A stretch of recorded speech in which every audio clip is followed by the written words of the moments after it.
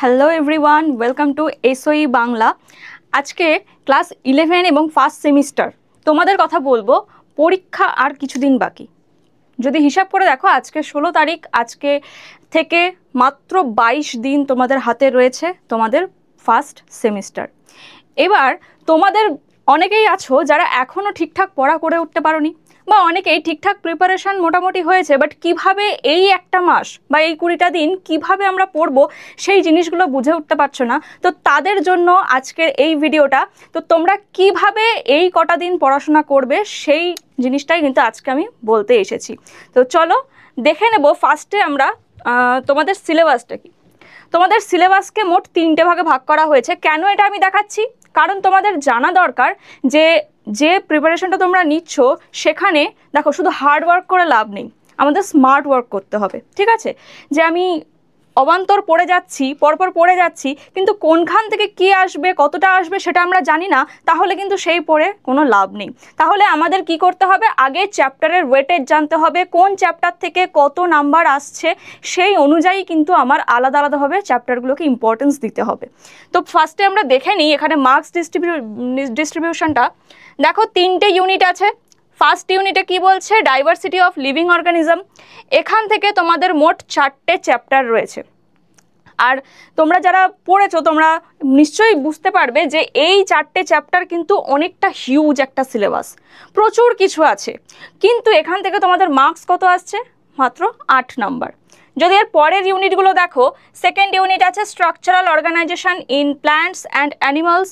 এখান থেকে থাকছে তোমাদের 3টে chapter, morphology of flowering plant, anatomy of flowering plant, আর হচ্ছে স্ট্রাকচারাল অর্গানাইজেশন ইন অ্যানিমালস, আর এর সাথে ফ্রগটাও অ্যাটাচ রয়েছে। তো এই 3টে চ্যাপ্টার থেকে আমাদের চলে আসছে 12 নাম্বার, মানে 12টা এমসিকিউ তোমরা এখান থেকে পাচ্ছ। আর লাস্ট যে ইউনিটটা আছে সেল স্ট্রাকচার অ্যান্ড ফাংশনস, এখানে 3টে চ্যাপ্টার তোমরা দেখতে পাচ্ছ, সেল, বায়োমলিকিউলস এবং সেল সাইকেল।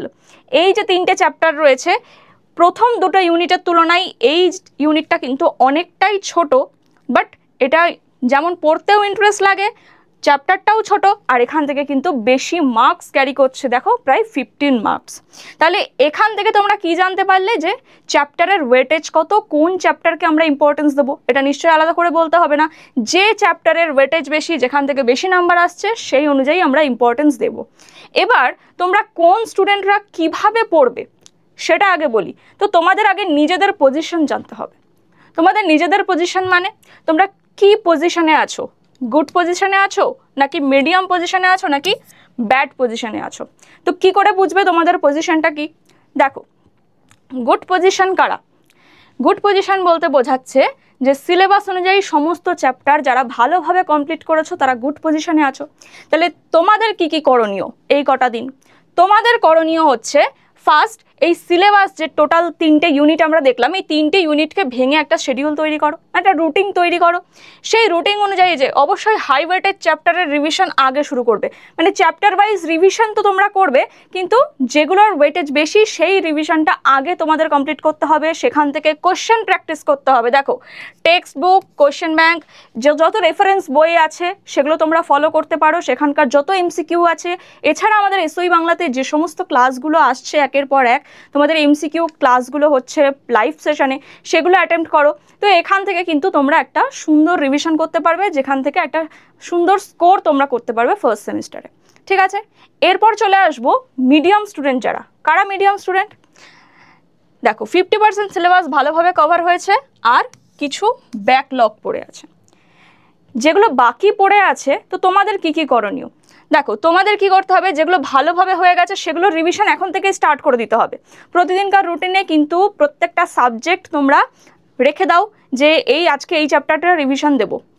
এবার যেগুলো হয়ে গেছে সেগুলো তো রিভিশন করছি, বাট যেগুলো ব্যাকলগ পড়ে আছে সেগুলোকেও কিন্তু দিনের মধ্যে একটা টাইম দিতে হবে, যে প্রতিদিন রিভিশনের সাথে সাথে কিছুটা সময় আমাদের বের করতে হবে।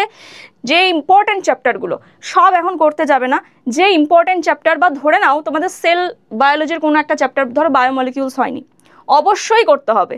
এরকম ইম্পর্টেন্ট চ্যাপ্টারগুলো তোমরা বেছে নাও এবং সেই চ্যাপ্টারগুলো আস্তে আস্তে কভার করতে থাকো। আর তার সাথে সাথে কি করবে? অবশ্যই কোশ্চেন প্র্যাকটিস, মক টেস্ট, এইগুলো কিন্তু ভীষণ জরুরি। শুধু কনসেপ্ট পড়ে গেলে হবে না, তোমাদের কিন্তু কোশ্চেন প্র্যাকটিস করতে হবে, মক টেস্ট দিতে হবে, ঠিক আছে? তার জন্য কিন্তু আমাদের এসওই বাংলাতে সমস্ত রকম ব্যবস্থা আছে। তোমাদের অগ্নিবাণ সিরিজে সমস্ত এমসিকিউ করানো হচ্ছে, ইম্পর্ট্যান্ট কোশ্চেন করানো হচ্ছে, আর মক টেস্টের ব্যবস্থাও কিন্তু আছে, যেটা কুরুক্ষেত্র মক টেস্টের কথা তোমাদের বলা হয়েছে। আর লাস্ট যদি বলি, ব্যাড পজিশনে কারা আছো, যাদের কিছুই পড়া হয়নি, তারা বুঝে উঠতে পারছো না ম্যাম আর এই কিছুদিন বাকি আমরা কি করে পড়বো। তো তোমাদেরকে বলি, ফুল সিলেবাস কভার করা এই 20 দিনে তো সম্ভব না। তাহলে তোমাদের কিন্তু দেখতে হবে যে কোন কোন চ্যাপ্টারগুলো হাই ওয়েটেজ মানে বেশি নাম্বার আসছে, কোন চ্যাপ্টারগুলো ইম্পর্টেন্ট এবং কোনগুলো আমরা সহজে ক্যাপচার করতে পারবো।